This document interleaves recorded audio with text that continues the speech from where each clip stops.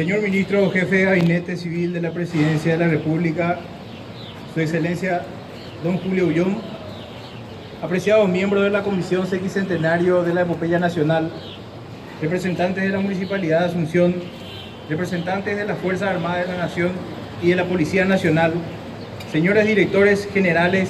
directores y funcionarios de la Secretaría Nacional de Cultura y de otras instituciones del Estado aquí presentes, a los ciudadanos que acompañaron este circuito histórico, señoras y señores. Al conmemorarse 150 años de la ocupación de nuestra ciudad capital, la Secretaría Nacional de Cultura y la Comisión de Conmemoración del Sesquicentenario de la Epopeya Nacional,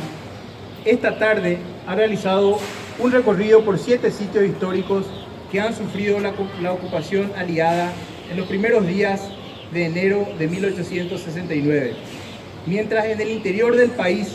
el presidente de la República y comandante de sus ejércitos, Mariscal Francisco Solano López, continuaba la lucha defendiendo cada centímetro de nuestro territorio nacional. No solo los edificios históricos que hoy hemos recorrido,